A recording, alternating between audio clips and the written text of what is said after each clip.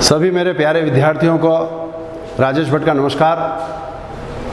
प्यारे विद्यार्थियों, कोविड-19, corona, lockdown जैसी न जाने कितनी समस्याओं के दौर से हम लोग गुजर रहे हैं, परंतु ये एक दौर है संघर्ष करने का और निश्चित रूप से हम लोग इससे बाहर आएंगे और ईश्वर की कृपा रहेगी।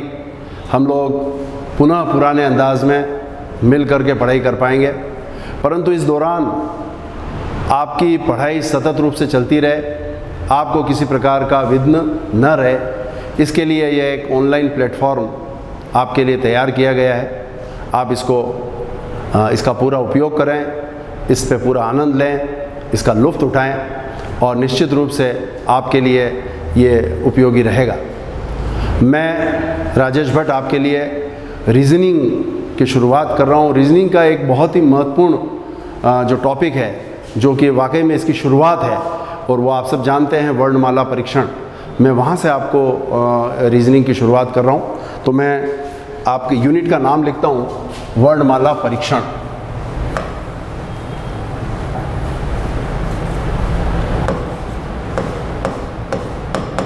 वर्णमाला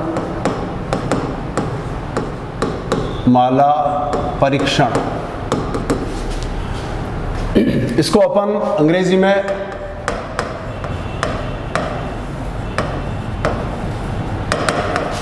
अल्फाबेटिक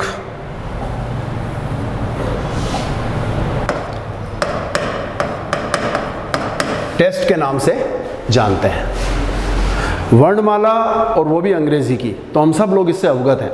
आप जानते हो कि अंग्रेजी वर्णमाला ए से शुरू होती है और जेड तक जाती है, लेकिन ये जो हमारे ए से लेकर के जेड तक जो हमारी अंग्रेजी वर्णमाला है, ये जो एक श्रृंखला है 26 अक्षरों की, इस पर आधारित कई सारे सवाल, कई वैरायटी के सवाल हमारी प्रतियोगी परीक्षाओं में पूछे जाते हैं। और उसके लिए बहुत ज़रूरी है कि हम सबको ए से लेकर जेड तक बोलने आता है, लेकिन इसके अंदर जब घुस के सवाल आते हैं तो हमारे लिए वो चुनौती पेश करते हैं। उसके लिए ज़रूरी है कि हमें ए से लेकर के जेड तक हमारी अंग्रेज़ी वर्णमाला पे पूरा अपना नियंत्रण हो। न सिर्फ हमें ये याद हो, वरन इसके अंदर जितने भी अल्फ़ाबेट्स हैं, उनकी पोजीशंस, उनके आपसी संबंध, उनके अपोजिट लेटर्स, ये सब जितनी शीघ्रता से हम परीक्षा में याद करके उतार पाएंगे, बिना पेन से ज़्यादा लिखे, तो निश्चित रूप से हमारा समय बचता है और हमारे लिए वहाँ पर वो समय बहुत उपयोगी साबित होता है और गलती की संभावना ख़त्म हो जाती है। पिछले करीब 10-12 वर्षों के रीजनिंग के पेपर्स पर निगाह मारें तो वर्णमाला परीक्षण पर करीब 7 से 8 प्रकार के प्रश्न समय समय पर पूछे गए। 7 से 8 प्रकार के सवालों पर अपनी निगाह होनी चाहिए। तो मैं सबसे पहले आपको वर्णमाला परीक्षण पर कितनी वैरायटी के सवाल आए हैं, उनका मैं थोड़ा आपके सामने क्लासिफिकेशन प्रस्तुत करता हूँ। जैसे यहाँ अपन लिख देते हैं प्रश्नों के प्रकार। प्रश्नों के प्रकार,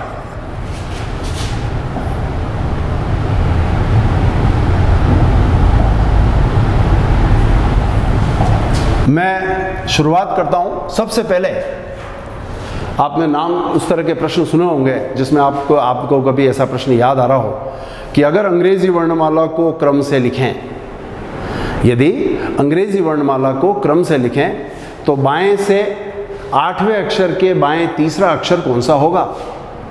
इस तरह के प्रश्न अगर आपने कभी पढ़ा हो तो इस तरह के प्रश्नों को अपन क्रम आधारित सवाल कहते हैं। क्रम आधारित सवाल, क्रम आधारित सवाल। यदि अंग्रेजी वर्णमाला को विपरीत क्रम में लिखें तो बताओ, दाएं से 12वें अक्षर के दाएं तीसरा कौन। ऐसे सवालों में पारंगत होने के लिए हमें इस तरह के सवालों को काम करना पड़ेगा। इसको अपन कहते हैं क्रम आधारित सवाल। दूसरी प्रकार के सवाल आपने काफ़ी बार किए होंगे और वो सवाल होते हैं शब्दकोश पर आधारित, डिक्शनरी पर आधारित। तो दूसरी वैरायटी के जो सवाल हैं वो कहलाते हैं शब्दकोश पर आधारित सवाल या आधारित प्रश्न। शब्दकोश पर आधारित, डिक्शनरी पर आधारित। आपने सुना होगा इस तरह के प्रश्न कि यदि हम शब्दकोश के अनुसार नीचे दिए गए ऑप्शंस में कुछ आपको 4 या 5 ऑप्शन दिए होते हैं, उसमें कुछ शब्द दे रखे होते हैं, तो ऊपर प्रश्न में क्या लिखा होता है कि यदि हम शब्दकोश के अनुसार इन दिए गए शब्दों को जमाएं तो बताओ सबसे पहला कौन आएगा या सबसे आखिर में कौन होगा, बताओ इन शब्दों में से बीच वाला कौन सा होगा। ऐसे प्रश्नों से निपटने के लिए हमें शब्दकोश पर और शब्दकोश पर आधारित सवालों का एक सघन अभ्यास करना पड़ेगा। तीसरी वैरायटी के सवाल हमारे लिए बड़े महत्वपूर्ण होते हैं और ये सवाल ऐसे हैं, कठिन तो नहीं होते परंतु थोड़ी बहुत कठिनाई प्रस्तुत करते हैं अगर हमारे को इस पर नियंत्रण नहीं है तो। ये जो सवाल हैं ये युग्म पर आधारित है, पेयर, युग्म पर आधारित प्रश्न, युग्म पर आधारित प्रश्न। तीसरी प्रकार का प्रश्न मैं आपके सामने रख रहा हूं, वो है युग्म पर आधारित। युग्म मतलब पेयर, पेयर मतलब जोड़ा, और इसमें 2 अल्फ़ाबेट्स आएंगे, 2 अक्षर आएंगे, अंग्रेजी वर्णमाला के 2 अक्षर आएंगे। आपने ऐसा प्रश्न पढ़ा होगा, जैसे मान लो अपने को एक शब्द ही किसी ने दे दिया, रीजनिंग या क्लासिफिकेशन या कंडक्टर, कोई एक शब्द आपको दिया जाएगा और उसमें यह कहा जाएगा कि इसमें ऐसे कितने जोड़े हैं, ऐसे कितने जोड़े हैं जिनके बीच में उतने ही अक्षर मौजूद हैं जितने कि हमारी अंग्रेजी वर्णमाला में होते हैं। ये जो मैं बोला, इस तरह का प्रश्न ऊपर लिखा होता है। क्या लिखा होता है कि दिए गए शब्द में अक्षरों के ऐसे कितने जोड़े हैं जिनके बीच में उतने ही अक्षर हैं जितने कि अंग्रेजी वर्णमाला में होते हैं। इस तरह के सवालों में गलती होने की बड़ी भारी संभावना रहती है, परंतु अगर इसका थोड़ा अच्छा अभ्यास किया जाए तो ये काम अपने लिए बहुत सरल हो सकता है। ये सवाल कहलाएंगे युग्म पर आधारित सवाल। फिर अपन आगे बढ़े, पांचवी वैरायटी, चौथी, सॉरी, 3 के बाद क्या आता है, 4, तो मैं चौथी वैरायटी के सवाल के आपके लिए जा रहा हूँ। और इस तरह के प्रश्नों के अंदर ऐसा आपने कभी प्रश्न पढ़ा हो कि यदि आपको एक शब्द दिया होगा ऊपर, जैसे आपको ऊपर शब्द दे रखा है स्कूल या स्कूल मास्टर, फिर आपको नीचे वो ये कहता है कि दिए गए शब्द से निम्न में से कौन सा शब्द बनाया जा सकता है। क्या बोल रहा हूं मैं कि दिए गए शब्द में से या दिए गए शब्द के अक्षरों का उपयोग करके निम्न विकल्पों में से कौन सा शब्द बनाया जा सकता है, एक ये, और कौन सा नहीं बनाया जा सकता दूसरा। तो 2 वैरायटी यहां पर मैं लिखता हूं, 4 और 5। एक तो है कौन सा शब्द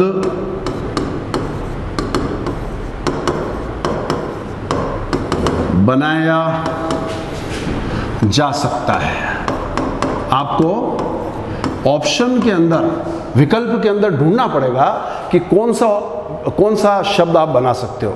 अच्छे प्रश्न है, गलती होने की संभावना इसमें कम है, थोड़ा सा अपन अभ्यास इस पे करेंगे। और एक इसका ठीक विपरीत, कौन सा शब्द नहीं बनाया जा सकता, ये भी एक वैरायटी का सवाल है। एक तो ये हो गया कि कौन सा शब्द बना सकते हैं, और एक ये हो गया कौन सा शब्द नहीं बना सकते।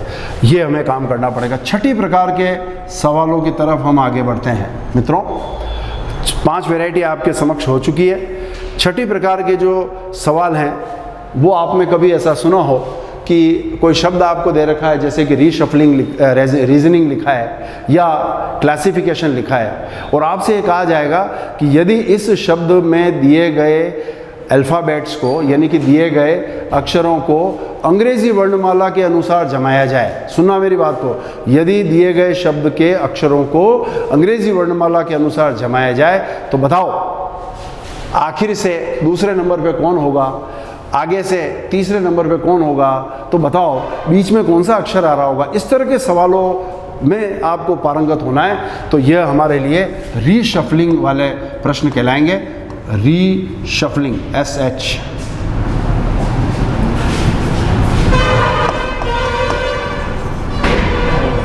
रीशफलिंग वाले सवाल। कैलरी शफल मतलब उनको अंग्रेजी वर्णमाला के अनुसार जमाना पड़ेगा। और 7वें प्रकार के प्रश्नों को मैं अन्य डाल देता हूँ, कुछ और कभी कभी सीरीज के प्रश्न आते हैं जिसको भी अपन इसमें डालेंगे। कुल मिलाकर बात यह है मैं आपसे ये कहना चाह रहा हूँ कि हम जिस टॉपिक को पढ़ रहे हैं उसका नाम है वर्णमाला परीक्षण।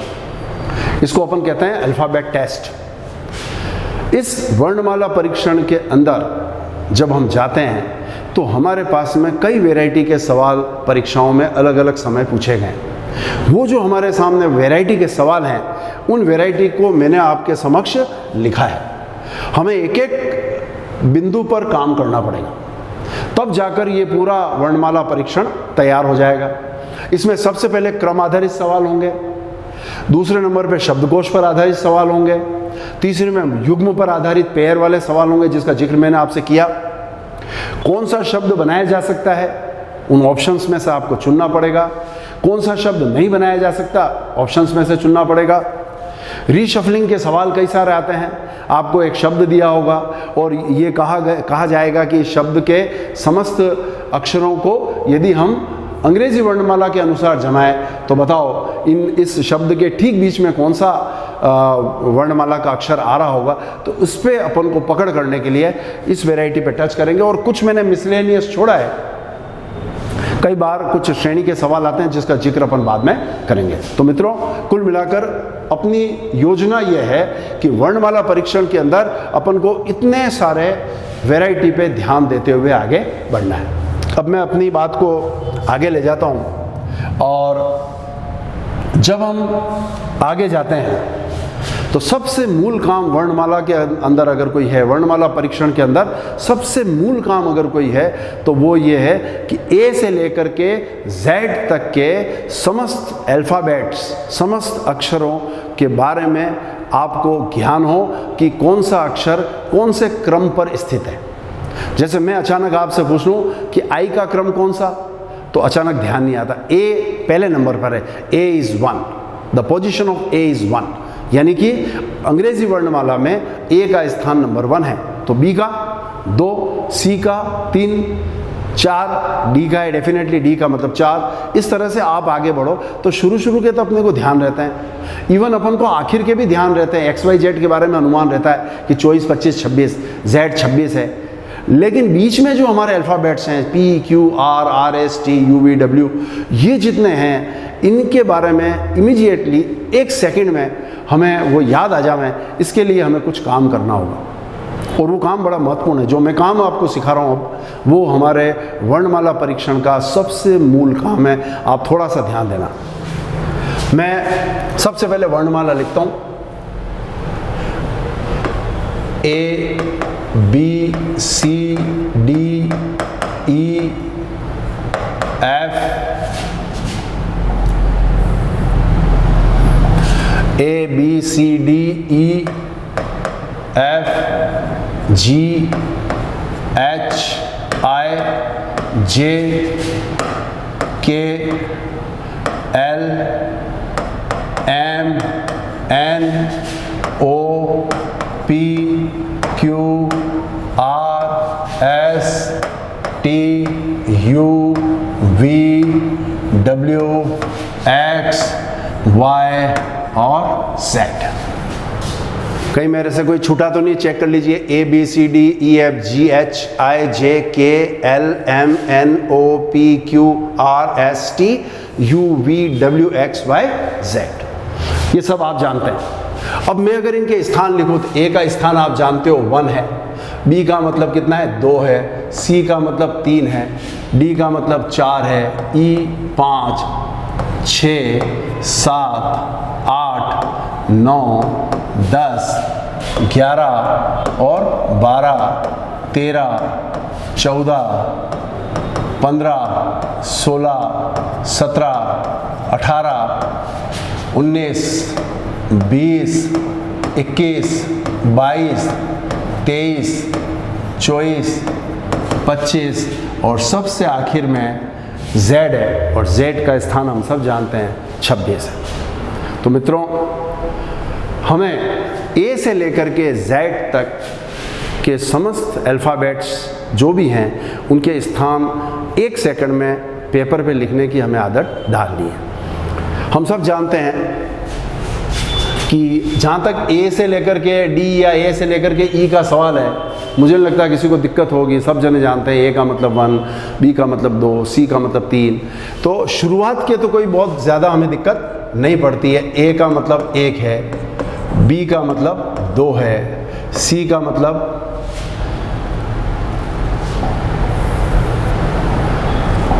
ए का मतलब 1 है, बी का मतलब 2 है, सी का मतलब 3 है, डी का मतलब 4 है और ई का मतलब 5 है। तो मुझे लगता है कि जहाँ तक शुरुआत के इन 4 या 5 अल्फ़ाबेट्स का सवाल है, मुझे नहीं लगता किसी को दिक्कत होगी, क्योंकि ये शुरुआत के हैं, अमूमन हमें याद रहते हैं। ए मतलब 1, बी मतलब 2, सी मतलब 3, डी मतलब 4, ई मतलब 5। जैसे जैसे हम आगे बढ़ते हैं तब जाके हमारे दिमाग में भ्रम पैदा होता है, हमें याद रखने में थोड़ी सी तकलीफ होती है। तो उसको हम कैसे शीघ्रता से अपने दिमाग में ले आएँ, इस पर अपन थोड़ा सा काम करते हैं। कई सारी ट्रिक्स होती हैं, लेकिन मैं कुछ आपको ट्रिक्स इसमें बताता हूँ जो शायद आपके लिए उपयोगी हो जाए। जैसे ए से लेकर के ई तक तो अपन आ गए, 1 से लेकर 5 में एफ को आप इस तरह से याद कर सकते हो। आप जानते हो एफ के लिए, एफ का मतलब फिक्स, FIX, फिक्स का मतलब 6। तो एफ बराबर आप एफ को किससे कोरिलेट कर पाओगे? 6 से। मतलब ये कि बोलचाल में चलते फिरते आप इस बात को आत्मसात करते चलें, एफ का मतलब फिक्स और फिक्स का मतलब 6। तो कुल मिलाकर ये हुआ एफ का मतलब फिक्स और फिक्स का मतलब 6, इसलिए मैं f को 6 नंबर दे रहा हूँ। सबको क्लियर है मेरी बात? a मतलब 1, b मतलब 2, 3, c का मतलब 3, d का मतलब 4, e का मतलब 5। शुरुआत में 5 में प्रॉब्लम नहीं, अब धीरे धीरे समस्या आने लगती है। तो उससे हमें निजात पाने के लिए मैं आपके बोल रहा हूँ कि f का मतलब फिक्स और फिक्स का मतलब 6। तो f को आप किससे जोड़ पाओगे? 6 से। जब भी f आपको नजर आए, आपके दिमाग में 6 आना चाहिए।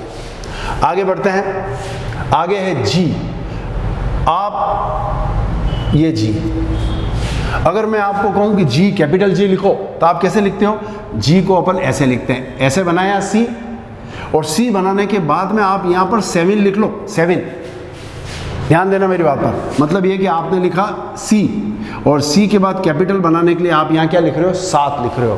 तो अगर आप थोड़ा सा इस पर जब भी अपन लिखते हैं तो इस बात का ख्याल रखें कि यार G के यहाँ 7 छिपा हुआ है, तो आपको ये बड़े आराम से याद हो जाएगा कि G का मतलब जो है वो कितना है? 7 है। यानी कि G का स्थान अंग्रेजी वर्णमाला में 7वां है। इसको याद करने का तरीका क्या है? G के अंदर 7 छिपा हुआ है। और एक तरीका और है, आपको अगर कभी आपके GK में प्रश्न आया हो कि विश्व में G7 एक समूह है, G8 भी है, G20 भी है, तो G7 जो है वो 7 देशों का एक समूह है। तो आप इसको भी यहाँ पर याद कर दें, ध्यान में रख सकें कि यह 7 देशों का समूह, अगर आपको ध्यान रहे तो उसको भी आप ग्रुप, समूह का मतलब क्या होता है? ग्रुप, इसलिए आप ग्रुप का मतलब ये G और 7 को अपन जोड़ सकें।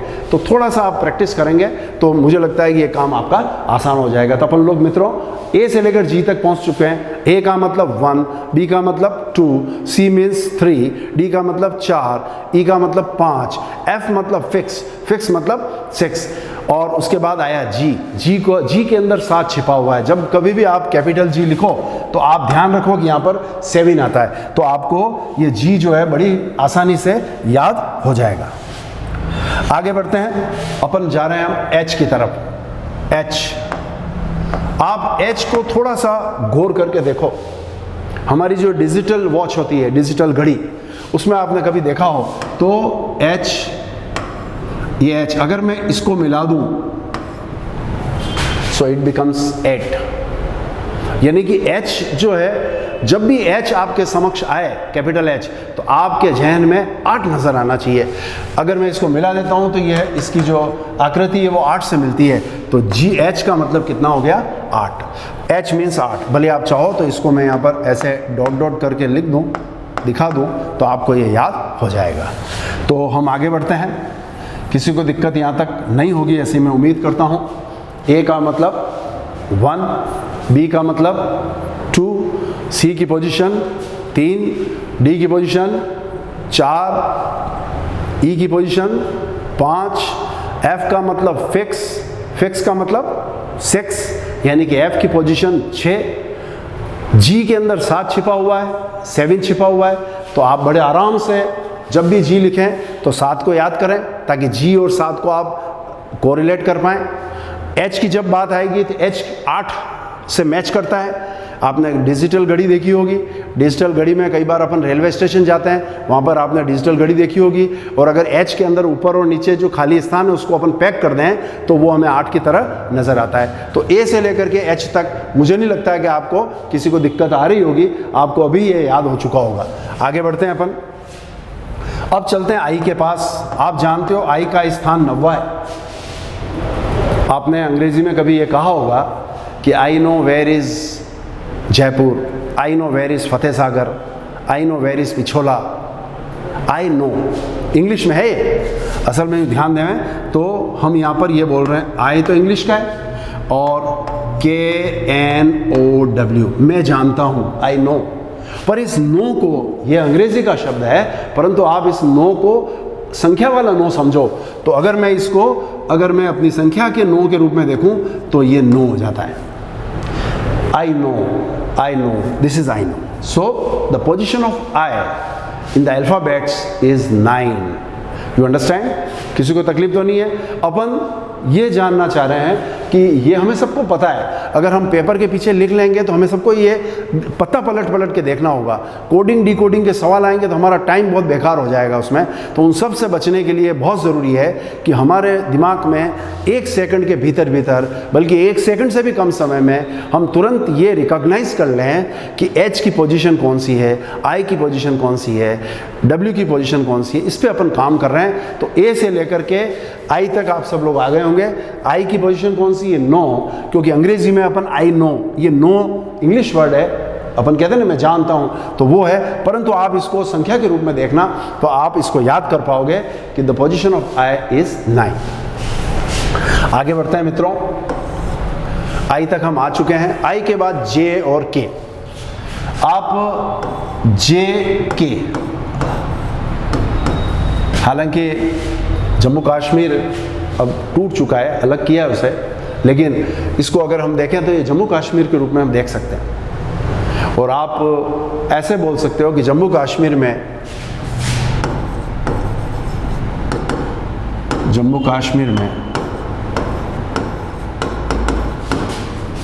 या कश्मीर बोल दीजिए, मैं रोज़ाना 10-11 गोलियां चलती है, 10-11 गोलियां रोज चलती है। ये लाइन आप थोड़ा सा चलते फिरते याद करने की कोशिश करें कि जम्मू कश्मीर में रोज़ाना 10-11 गोलियां चलती है। तो इससे हमें क्या फ़ायदा होगा कि हम J को जोड़ पाएंगे किससे? 10 से। J का स्थान 10 है, ध्यान दीजिए, और K का स्थान जो है वो आ जाएगा कितना? 11। हमारे लिए J और K जम्मू कश्मीर में रोज़ाना 10-11 गोलियां चलती है। इससे अनुमान हो जाएगा कि J का स्थान तो 10वां और K का मतलब कितना हुआ? 11। मित्रों, अपन K तक आ चुके हैं। आपके सामने अल्फ़ाबेट्स लिखे हुए हैं, आपके सामने उनके स्थान भी लिखे हुए हैं, और हम ये कोशिश कर रहे हैं कि इनके स्थानों को हम क्विकली लिख सकें जब भी हमें ज़रूरत पड़े।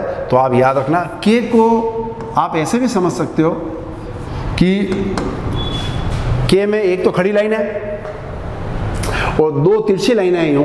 तो जो खड़ी लाइन है ये वाली, अगर मैं इसको यहाँ बनाऊँ तो ये खड़ी लाइन हो गई, और ये जो हमारी लाइन है तिरछी वाली जो आपको दिख रही है, जो यूँ करके यूँ आ रही है, अगर इसको मैं मिला करके खड़ी कर दूँ तो आपके सामने एक संख्या निकल के आती है जो 11 है।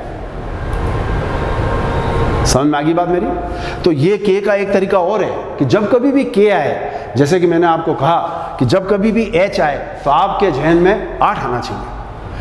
उसी प्रकार से जब कभी भी G आवे तो G के अंदर 7 छिपा हुआ है। तो आप ये भी याद रखें कि K के अंदर क्या छिपा हुआ है? 11। तो आपको K 11 आ जाएगा तो H अपने आप आसपास के अक्षरों को अपन निकालने में अपनी देरी नहीं होगी। फिर मैं आगे ले जाता हूँ L। अपन चलते हैं L की तरफ। L का स्थान है 12। आप सब जानते हो लंच 12 बजे करते हैं अपन, एक अमूमन होता है ना, मैं लंच कितने बजे करूँगा, 12 बजे। तो आप कोशिश करें कि अगर या आप ये याद रखें लंच 12 बजे, लंच 12 बजे, तो इससे आपको ये एकदम पकड़ कर लोगे आप कि यार एल का मतलब तो 12 होता है, तो अपना टाइम जो है वो बच जाता है। और टाइम बचाने के लिए अपन ये सारे स्थानों को याद करने की कोशिश कर रहे हैं। तो मित्रों, मुझे नहीं लगता कि किसी को अब दिक्कत रही होगी। ए से लेकर के एल तक अपन आ चुके हैं। अब मैं ले जाता हूँ आपको आगे, और आगे अपन जा रहे हैं, आगे की तरफ मैं आपको ले जाता हूँ, और आगे है एम, एम और एन को कई बार हम सीधा डायरेक्टली भी याद कर सकते हैं। एम एन, मालवीय नगर, क्या मालवीय नगर, मालवीय नगर। मालवीय नगर में बहुत सारे सेक्टर्स हैं, और मैं यहाँ लिख रहा हूँ मालवीय नगर सेक्टर 13 व 14। तो ये M का रिलेट करना है आपको 13 से, और N को आपको जोड़ना है किससे, 14 से। जिस तरह से अपन ने जम्मू कश्मीर में J को जोड़ा था 10 से, और K को किससे जोड़ा था, 11 से, ठीक उसी प्रकार से हम MN के अंदर मालवीय नगर, M का मतलब मालवीय, N का मतलब नगर, मालवीय नगर सेक्टर 13-14। तो थोड़ा आपको 1-2 बार जब आप इसको काम में ले लेंगे तो आपके लिए रूटीन में आ जाएगा। और जैसे ही M आपके सामने आएगा आपको याद आएगी 13 की, और जैसे ही N आपके सामने आएगा आपको याद आएगी 14 की। इस M को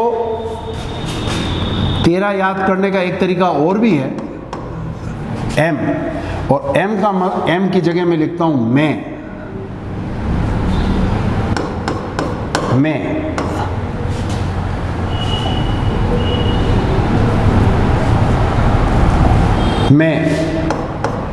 13,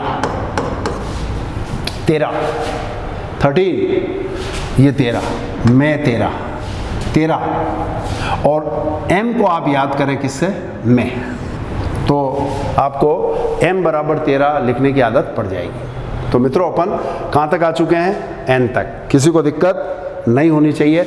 A का मतलब 1 है, B की पोजीशन 2 है, C की पोजीशन 3 है, D की पोजीशन 4 है, E की पोजीशन 5 है, F का मतलब फिक्स है, फिक्स का मतलब 6 है, G के अंदर 7 छिपा हुआ है इसलिए G की पोजीशन 7 है, H के अंदर 8 छिपा हुआ है इसलिए H की पोजीशन 8 है, I की पोजीशन 9 है, I know where is Fateh Sagar, I know where is know, KNOW, मैं जानता हूँ फतेह सागर कहाँ है। पर इस नो को आप संख्या के रूप में देखोगे तो आपको ये जल्दी से आप ये पता कर पाओगे कि I का मतलब 9 है। आई के बाद अपन चले तो जे के मतलब जम्मू कश्मीर, रोज़ाना 10-11 गोलियां चलती है। जे का मतलब 10, के का मतलब 11, के अंदर 11 भी छिपा हुआ है। थोड़ा सा आप ध्यान से देखो, के अंदर एक खड़ी लाइन है और एक ऐसी तिरछी वाली लाइन है। तिरछी वाली लाइन को मिला दोगे तो आपको के बराबर 11 भी नजर आएगा। एल का स्थान 12 है, 12 लंच अपन 12 बजे करते हैं, तो लंच एल का फल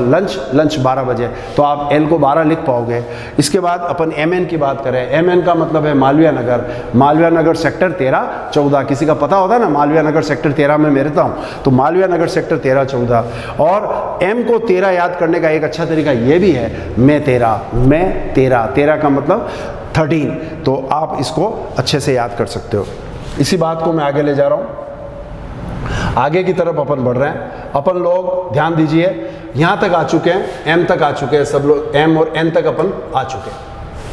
अब मैं आपको ओ से लेकर के आखिर की तरफ ले जाता हूं।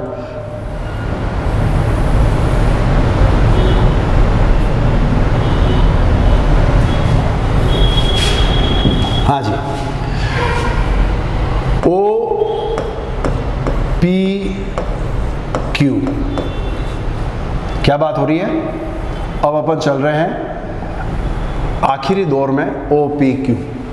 आपको मालूम है एन का 14 स्थान हो चुका था, तो अब निश्चित रूप से ये हो जाएंगे 15, 16 और 17।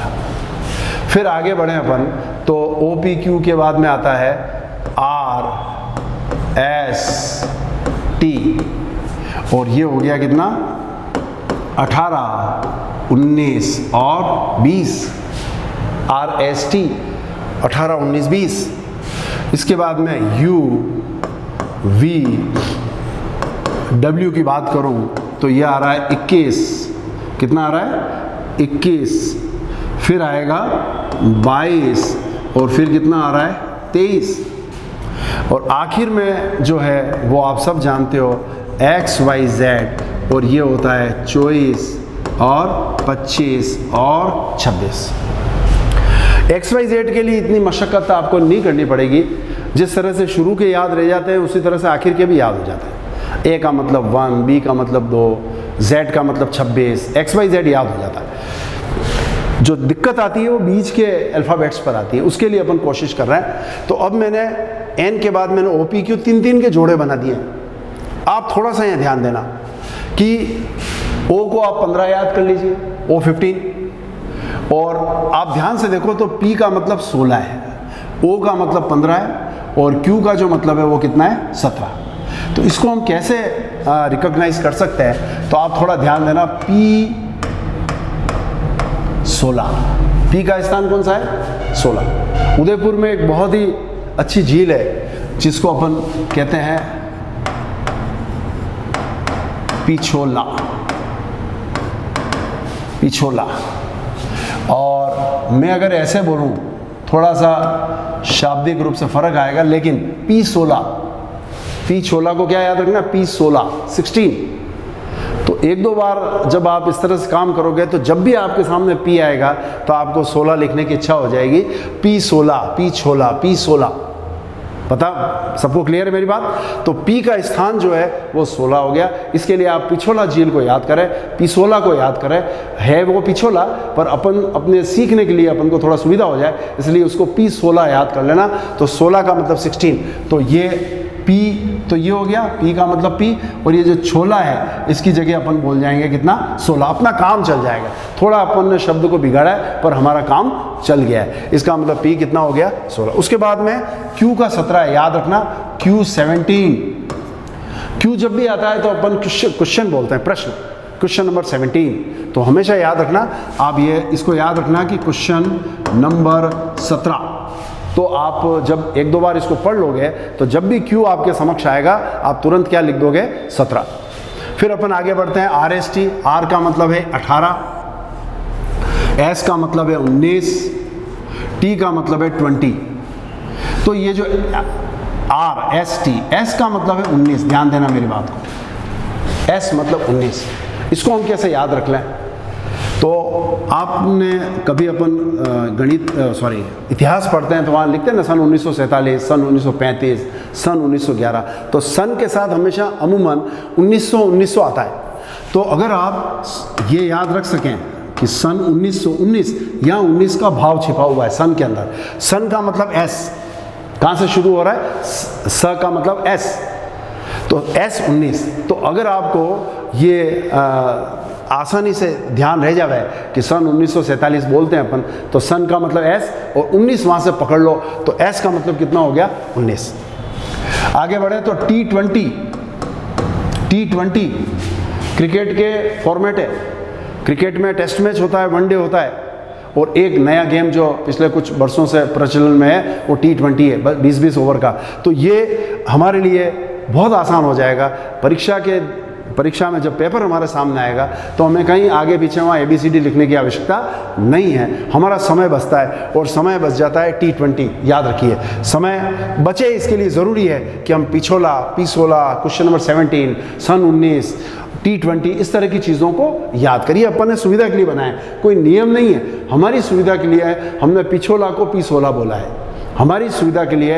1900 से हमने S बराबर 19 का भाव निकाल लिया, तो ये हमारे लिए सुविधा के लिए हमने इसको अप्लाई किया। T20 आप सब जानते हो, क्रिकेट मैच होता है। जब भी कभी अखबार में पढ़ें, टीवी में देखें, तो आप उसको आत्मसात करिए कि T का स्थान जो है वो हमारी अंग्रेजी वर्णमाला में T का स्थान जो है वो कितना है, ये T बराबर 20।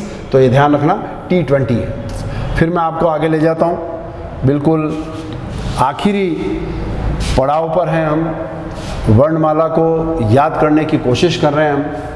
वरन ये कहूँ कि वर्णमाला तो आप सबको याद है, लेकिन वर्णमाला में जो हमारे छोटे छोटे मोती हैं जिनका नाम ए है, बी है, सी है, इन मोतियों के स्थान कौन से हैं, उन स्थानों को आराम से, सहजता से और शीघ्रता से परीक्षा में हम लिख सकें, इसकी टेक्निक पर अपन काम कर रहे हैं। फिर मैं आपको ले जाता हूँ एक यू का मतलब यू का मतलब 21, वी का मतलब 22 और डब्ल्यू का मतलब कितना होता है 23, UVW। तो मित्रों यू को आप इस तरीके से याद कर सकते हो, यू का मतलब युवा। तो हम युवा कब होंगे 21 में, हम युवा कब होंगे 21 में, तो युवा होंगे 21 में, U बराबर 21। फिर वी का मतलब विवाह, विवाह हम कब करेंगे, विवाह हम कब करेंगे 22 में। ध्यान देना, युवा होंगे 21 में, विवाह करेंगे 22 में।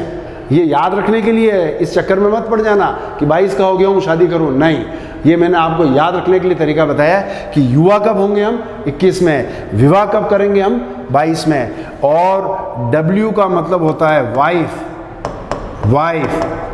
पत्नी, वाइफ को कब हम लाएंगे 23 में। तो अगर UVF युवा होंगे 21 में, विवाह करेंगे 22 में और वाइफ को लाएंगे 23 में। अगर ये लाइन आपको चलते फिरते याद हो जाए तो बहुत आसानी से U बराबर 21, V बराबर 22 और W का मतलब 23। तो मित्रों एक ये जो मैंने आपको बताया है ये सिर्फ इसलिए है कि हम ये हमारी जो अंग्रेज़ी वर्णमाला है जो मैंने आपके सामने यहाँ लिखी है A से लेकर Z तक, इस वर्णमाला को हम लोग याद रख सकें। कैसे हम इसको याद रख सकते हैं, उसकी छोटी छोटी बातों पे हमने ध्यान दिया है। हमारे 26 अक्षर हैं। मैंने जैसा कि आपको कहा कि हमारी अंग्रेज़ी वर्णमाला में 26 मोती हैं और 26 मोती में पहला मोती ए है जिसका स्थान ए है। और इस क्रम को याद रखने के लिए बिना समय के गवाएं परीक्षा में हम तुरंत इस काम को कर सकें, इसके लिए ज़रूरी है कि हम इन स्थानों को 1 सेकंड से भी कम समय में आप अभ्यास करिए, निश्चित रूप से आप सफल हो जाओगे। जब भी H आएगा मित्रों सोचो H किसके बराबर है 8 है। देखो इधर देखने की ज़रूरत ही नहीं है, आई नो वेयर इज़ फतेह सागर, तो आई का स्थान कौन सा है 9 है। M का स्थान मैं तेरा, मालवीय नगर सेक्टर 13-14, तो आपको बोलचाल में याद हो जाएगा। T20 क्रिकेट मैच होता है तो T का स्थान आपको 20 याद हो जाएगा। अचानक हमसे कोई पूछे कि W का स्थान कौन सा, तो याद करिए पत्नी को कब लाना है 23 में, तो W मतलब 23 हो जाएगा। युवा कब होंगे, युवा मतलब U का मतलब 21, V का मतलब 22 और W का मतलब 23। मित्रों ये एक अच्छा तरीका हो सकता है हमारे लिए सभी A से लेकर के Z तक के अल्फ़ाबेट्स को याद करने के लिए। ये छोटी सी बात है, इस पर आप 1-2 घंटे चलते फिरते अपने घर में मित्रों से बात करते हुए इसको आप करिए तो ये काम अपना हो जाएगा, तो अपना आगे का काम बड़ा सुगम हो जाएगा। उसी चीज़ को मैं आपको फिर इसमें और आगे ले जाता हूँ। A से लेकर Z तक के स्थानों को आप याद कर चुके हैं। अब इसके आगे एक और महत्वपूर्ण बात है और वो बड़ी इंपॉर्टेंट है, उस पर कई सारे प्रश्न आते हैं, उस पर भी अपन काम करते हैं। तो मैं आपको आगे ले जाता हूँ एक और महत्वपूर्ण चीज़ की ओर, और वो भी हमें याद होना बहुत बहुत ज़रूरी है। मैं उसके लिए वर्णमाला पुनः लिखता हूँ, आप ध्यान देना मित्रों। A B C D E F G। देखो G मैंने लिखते समय 7 लिखा है। A B C D E F G H I J K L M। हमेशा याद रखिए M के वहाँ आधा हिस्सा हो जाता है। मैं तेरा, याद है आपको लंच 12 बजे, तो मैं तेरा मतलब 13। हमारे वर्णमाला में 26 अक्षर है तो M के वहाँ पर हमेशा आधा हो जाता है 50, आधा रास्ता तय हो गया। अब M के बाद में मैं टर्न करता हूँ, M के सामने आ रहा है N O M N O P Q, R, S, T, U, V, W, X, Y और Z। अंग्रेजी वर्णमाला को मैंने आपके सामने लिखा है, ए से लेकर के एम तक एक लिखा है और वहाँ से मैंने टर्न कर दिया है, मुड़ गया हूँ, और एन से लेकर अपन कहाँ तक आ गए, जेड तक। अब यहाँ आप ध्यान दीजिए, ए के सामने कौन है, जेड है, बी के सामने वाई है, सी के सामने एक्स है, डी के सामने डब्ल्यू है, ई के सामने वी है, एफ के सामने यू है, जी के सामने टी है, एच के सामने एस है, आई के सामने आर है, जे के सामने क्यू है, के के सामने पी है और एल के सामने ओ है और एम के सामने एन है। ये अपोजिट है। अपोजिट का मतलब ठीक सामने वाला, मतलब ए के सामने जेड है, जेड के सामने ए है, बी के सामने Y, Y, C X, D W, E V, F U, G T, H S, इस तरीके से अपोजिट, विलोम, सामने वाले ये जोड़े बन रहे हैं, विपरीत वाले अल्फ़ाबेट्स का ये जोड़ा बन रहा है। परंतु हम कैसे याद करें, आई के सामने कौन आएगा, एच के सामने कौन आता है, डी के सामने कौन आता है, ये हम लिखने का समय हमारा परीक्षा में नहीं होगा। उससे बचने के लिए हम छोटी छोटी बातों का ध्यान रखें। जैसे सबसे पहले अगर बात करें, ए के सामने जेड है, तो अपन कई बार कहते हैं ना कि ए टू जेड मुझे सब आता है, ए टू जेड मुझे आता है, ए टू जेड। तो आप इसको याद करने के लिए मैं यहाँ लिख रहा हूँ, यहाँ मैं लिख रहा हूँ ए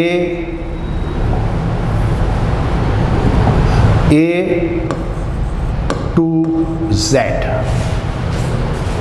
ए to Z. A to Z अपन बोलचाल में कई बार करते हैं कि मैंने ए टू जेड काम कर लिया है, सारा काम कर लिया है, ए से लेकर जेड तक सारा काम कर लिया, ए टू जेड। इसका मतलब ए के सामने कौन है, जेड, और जेड के सामने कौन है, ए। ध्यान रखिएगा। फिर आते हैं अपन आगे, बी वाई, बाय बाय। अपन कहते हैं ना कई बार बाय बाय, फिर मिलेंगे, bye bye, B Y, bye bye. तो अगर आप कोशिश कर सको और इस बात को याद कर सको, जब भी आप बाय देखो, बी वाई, तो आपको इसके अंदर दोनों अपोजिट वाले जो हमारे अल्फ़ाबेट्स हैं वो इसमें याद आ जाते हैं। बाय के अंदर दोनों छिपे हुए हैं, बी और वाई।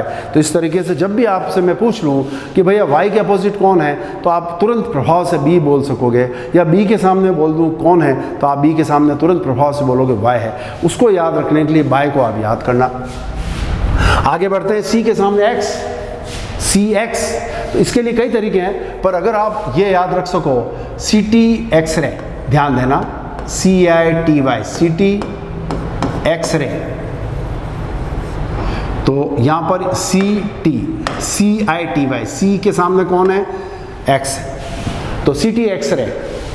एक बार आप याद कर लीजिए, जीवन में आप नहीं भूलोगे। सी के सामने एक्स है और एक्स के सामने कौन है, सी है। आगे बढ़ते हैं, तो डी के सामने डब्ल्यू है और एक अच्छा सा है दूध वाला, ध्यान दीजिएगा। अब अपन ले रहे हैं डी को डब्ल्यू से, और दूध वाला, ध्यान देना, दूध का डी और वाला का डब्ल्यू, दूध वाला। दही वड़ा भी बोल सकते हो, दही वड़ा, दही का डी, वड़ा का डब्ल्यू। ये आपको देखना है, आपको और कुछ लगे, और भी तरीके हो सकते हैं, आपको जो अच्छा लगे आप उस तरीके से इसको याद करिए कि भाई डी के सामने डब्ल्यू है तो दूध वाला, तो दूध वाला जब याद है तो डी के सामने डब्ल्यू और डब्ल्यू के सामने डी है। फिर आते हैं अपन ईवी, इवनिंग में आप E V E N I N G, evening. Evening में शुरू में आप देखो ई और वी दोनों अल्फ़ाबेट्स मौजूद हैं। तो जब कभी भी आप इवनिंग शब्द को देखो तो आपके जहन में आ जावे कि भाई ई के सामने वी है और वी के सामने कौन आता है, ई है। फिर आगे एफ यू, एफ यू का मतलब fun, F U N, fun. Fun में एफ और यू दोनों शब्द आ रहे हैं, सॉरी दोनों अक्षर आ रहे हैं। तो फन के अंदर फन याद है तो आप तुरंत ये पकड़ पाओगे कि भैया एफ के सामने यू आता है और यू के सामने एफ आता है। फिर लिखा है जीटी, जीटी का मतलब है गौरव टावर, ध्यान देना, गौरव टावर, जीटी। जयपुर में जीटी है, गौरव टावर है, जीटी, तो जब कभी भी ऐसा मौका पड़े कि जी के सामने टी है और टी के सामने जी है, तो अगर हमें गौरव टावर याद है तो हमारे लिए बहुत आसानी से ये काम हो सकता है कि जी और टी एक दूसरे के विपरीत है। HS, आपने थाने के अंदर देखा होगा कि इस थाने के ये इतने HS जो बदमाश होते हैं, उनके फोटो लगे होते हैं HS, उनका अपन बोलते हैं हिस्ट्री सीटर। क्या बोलते हैं? History sheeter. ध्यान देना, HS हिस्ट्री सीटर। थाने में फोटो लगे होते हैं बदमाशों के, उनको अपन हिस्ट्री सीटर कहते हैं। तो आप अगर वो याद कर सके, या आपको ये याद हो होशियार सिंह, किसी किसी का नाम होता है ना, होशियार सिंह, हिम्मत Singh, HS, Hoshiyar Singh HS। Higher secondary स्कूलों में होता था, हायर सेकेंडरी, अब सीनियर सेकेंडरी हो गया, पर किसी ज़माने में हायर सेकेंडरी होता था, हायर है। तो उससे अपन अनुमान लगा सकते हैं कि H के सामने S है और S के सामने कौन आ रहा है? H। ये सिर्फ कोई नियम नहीं है, ये छोटी छोटी बातें हैं जो हमारी डेली लाइफ में काम में आती है, और उससे अपन कोशिश कर रहे हैं कि हम विपरीत वालों को याद कर सकें। फिर आगे देखो तो IR को मैं अगर ऐसे लिख लूँ, आप देखो इंडियन रेलवे, भारतीय रेल को अपन क्या बोलते हैं? Indian railway. इंडियन में I है और रेलवे का R, ध्यान से देखिए, इंडियन रेलवे IR, तो आपको दिक्कत नहीं आएगी। I के सामने R है और R के सामने कौन है? I है। फिर आगे बढ़ते हैं तो JQ, जयपुर की रानी को आप क्या बोलोगे? जयपुर क्वीन। तो मैं यहां पर लिखता हूं Jaipur QUEEN, queen, Jaipur queen, JQ, Jaipur queen. वहाँ पे अपन ने JK के अंदर जम्मू कश्मीर लिखा था, यहाँ पर मैं लिख रहा हूँ क्योंकि J के सामने यहाँ Q है। तो आप कोशिश करो इससे कि मैं ये याद कर सकूँ, जयपुर क्वीन में J और Q एक दूसरे के अपोजिट है, इसका आभास हो जाएगा। KP को आप इस तरह से याद कर सकते हो, काला पानी। कैसे? काला पानी, काले पानी की सजा हुई थी ना, काला का के, पानी का पी। तो इससे आपको ये अनुमान आ जाएगा कि के के सामने पी है और पी के सामने के। कई बार इसको ऐसे भी कर सकते हैं, के पी को अपन ऐसे भी याद कर सकते हैं, कुर्ता पायजामा, के पी, कुर्ता पायजामा। तो इससे भी अपन को ये पता हो सकता है कि के सामने पी आ रहा है। आगे बढ़ते हैं, आखिरी पड़ाव है अपना, और एल के सामने ओ है। तो एक शब्द से तो आप सभी अवगत होंगे ही होंगे, और वो शब्द है लव, LOVE। इसके अंदर एक तो आ रहा है LO, देखो, और एक V आ रहा है। तो इससे दो काम अपने निपट रहे हैं, एक तो L के सामने O और O के सामने L, ये हो गया लव में LO। लेकिन V जो है वो ये रहा, जिसके लिए आपने इवनिंग का उपयोग किया था। तो अगर आप इसको ड्रॉप भी कर दो तो भी लव के अंदर दो जोड़े आपको याद हो जाते हैं। लव के अंदर LO है और कौन है? VE है। और आखिरी M और N के लिए आप याद कर सकते हो मालवीय नगर,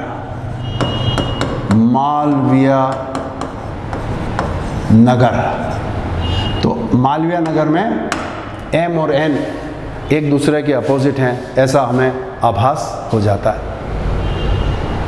तो मित्रों, बिना किसी दबाव के, बिना किसी ज़्यादा मशक्क़त के, बिना किसी ज़्यादा कायदों के, नियमों के, अगर अपन लोग A से लेकर के Z तक, देखिए करीबन हम पौन घंटे से पढ़ रहे हैं, और आप देखिए कि A से लेकर के Z तक के अंदर कितनी सारी चीज़ें सीखने की हैं। हम सबको A से ABCD सबको याद है, परंतु अचानक हमसे कोई पूछ ले कि W का स्थान कौन सा, तो अब आपको आ गया होगा कि W का स्थान 23 है, क्योंकि हम युवा होंगे 21 में, विवाह करेंगे 22 में, और पत्नी को हम लाएंगे 23 में। ये याद रखने के लिए इसको अपने जीवन में अभी उपयोग में मत लाना। पहले आप अच्छे से पढ़ाई करिए, नौकरी करिए, फिर शादी की बात करना। पर हाँ, फिलहाल अपने को याद करने के लिए अपन इसका उपयोग कर सकते हैं। अपोजिट लेटर्स याद करने के लिए अच्छी अच्छी छोटी छोटी बातें अपन ने की है। A to Z में काम कर लेता हूँ, A और Z एक दूसरे के अपोजिट हैं। बाय बाय करते हैं अपन, बाय बाय, B और Y एक दूसरे के अपोजिट हैं। C के सामने X है, CT एक्सरे में C और X एक दूसरे के अपोजिट आ रहे हैं। दूध वाला, दही वड़ा, जो भी और भी तरीके हो सकते हैं आपके पास। तो दूध वाला में D, वड़ा का V, दही बड़ा में डी, जैसा आपको उचित लगे। इवनिंग मैंने जैसा कि आपको कहा कि LOVE के अंदर 2 जोड़े याद हो सकते हैं। LO एक दूसरे के साथ हो जाएगा और VE आपस में साथ में हो जाएगा, तो इससे अपन को L के सामने O और O के सामने L याद हो जाएगा और V के सामने E और E के सामने V आ जाएगा। फन को याद करो FU, GT गौरव टावर, HS हिस्ट्री सीटर, जैसा कि मैंने आपको कहा हिस्ट्री सीटर थाने में होते हैं। होशियार सिंह याद करो, हिम्मत सिंह याद करो, हायर सेकेंडरी याद करो, जैसा आपको ठीक लगे, जो आपको लगे उस तरीके का आप उपयोग करो। इंडियन रेलवे, भारतीय रेल, इंडियन रेलवे, थोड़ा आप अभ्यास में लाओगे तो सब आपको याद हो जाएगा। जयपुर की रानी, जयपुर क्वीन, आगे देखो तो काला पानी, कुर्ता पायजामा, LOV, मालवीय नगर, बहुत सारे और तरीके हमारे पास हैं। कुल मिलाकर बात यह है, ये जो सारा काम किया है ये सिर्फ और सिर्फ अंग्रेजी वर्णमाला पर अपनी पकड़ करने के लिए। कोई भी सवाल मैंने आपको नहीं दिया आज, कोई भी बात अपनी नहीं हुई है, प्रश्नों की बात हुई नहीं है। प्रश्नों के 7 या 8 प्रकार मैंने आपको आते ही जिक्र किया। उन 7 या 8 प्रकार के प्रश्नों पे पकड़ करने के लिए ये बहुत ज़रूरी है कि हमें A से लेकर के Z तक के वर्णमाला पर पूरी अच्छी से पकड़ हो जाए और पूरी अच्छी तरीके से हम उसको आत्मसात कर लें। जब कभी भी हमसे कोई J पूछे तो हमें 10 नज़र आवे, J बराबर 10 होता है।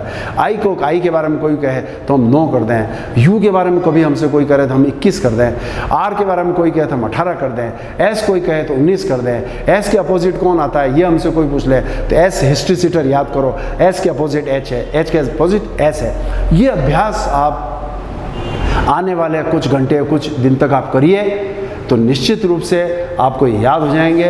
तो मित्रों, आज का ये मेरा छोटा सा व्याख्यान आपको अच्छा लगा होगा, ऐसी मैं उम्मीद करता हूँ। आशीर्वाद बनाए रखना, आपकी कृपा हमारे पे होनी बहुत ज़रूरी है और हम आपके लिए हैं। हम कोशिश करेंगे कि सरल से सरल तरीके से, पूरी ताकत से, पूरी इच्छा शक्ति के साथ आपके सामने हमारा व्याख्यान आए और आपको वो फ़ायदा पहुँचाए, और तभी हमारा यहाँ व्याख्यान देना सफल है।